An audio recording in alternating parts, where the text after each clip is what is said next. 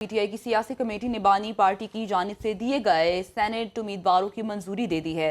General نشستوں پر مراد سعید، فیصل جاوید، مرزا آفریدی اور پیر نور الحق قادری نامزد ہوئے، جبکہ خواتین نشست کے لیے روبینہ ناز، ٹیکنوکریٹ کے لیے اعظم سواتی اور ثانیہ نشتر کی خالی نشست پر مشال یوسف زئی امیدوار ہوں گی۔ مزید جانتے ہیں نمائندہ سنو نیوز شاہد خان سے۔ جی شاہد، آگاہ کیجیے گا اس حوالے سے۔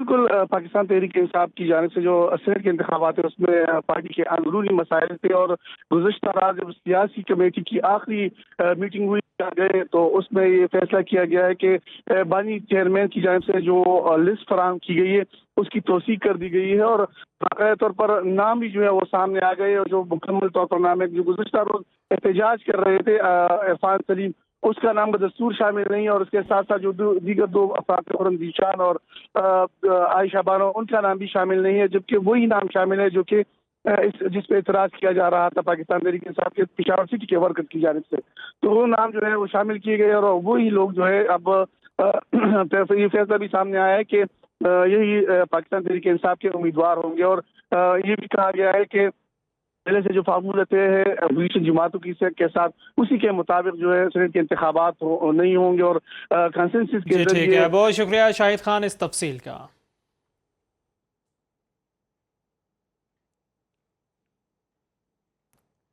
تحریک انصاف پشاور کی کارکن سینٹ انتخابات میں دیرینہ کارکنوں کو ٹکٹ نہ ملنے پر سیخ پا، ناراض کارکنوں نے الزامات کی بوچھاڑ کر دی۔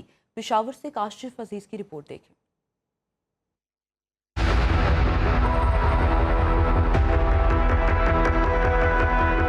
پی ٹی آئی ضلع پشاور کے کارکن سینٹ انتخابات میں عرفان سلیم، عائشہ بانو اور خرم ذیشان کی حمایت میں میدان میں آ گئے۔ پشاور پریس کلب میں پریس کانفرنس کے دوران پی ٹی آئی کے پشاور سٹی جنرل سیکرٹری رحمان جلال نے الزام عائد کیا کہ ایک مشکوک انسان بجٹ منظوری کے وقت بھی اڈیالہ جیل گئے۔ بیرسٹر سیف جب جیل سے نکلے تو لسٹ میں عرفان سلیم کا نام غائب تھا۔ سینٹ کی وہ لسٹ فائنل کرنے کے لیے بھی وہی مشکوک انسان جس کا نام بیرسٹر سیف ہے، وہ اڈیالہ جیل جاتے ہیں، وہاں سے نکلتے ہیں، اور ایک لسٹ ہمارے سامنے آتی ہے جس میں سے ہمارے نظریاتی کارکن عرفان سلیم کو باہر کر دیا جاتا۔ کارکنوں نے پارٹی رہنماؤں پر بھی الزامات کی بوچھاڑ کر دی۔ کہا کہ 9 مئی کے واقعے میں کچھ لوگ بک گئے، کچھ بھاگ گئے، پارٹی کی لسٹ بانی چیئرمین کو نہیں پہنچائی گئی۔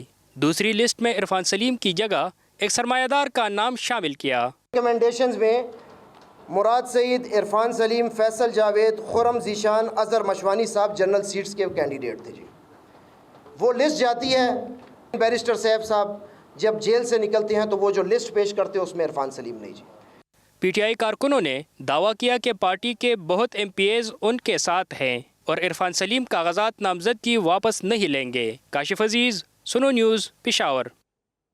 الیکشن کمیشن نے خیبر پختونخوا سے سینٹ کی 2 نشستوں کے نوٹیفیکیشن جاری کر دیے۔ خواتین کی مخصوص نشست پر اے این پی کی شاہدہ وحید کو کامیاب قرار دے دیا گیا۔ اقلیتوں کے لیے مخصوص نشست پر جے یو آئی کے گرپال سنگھ کی کامیابی کا نوٹیفیکیشن جاری کر دیا گیا۔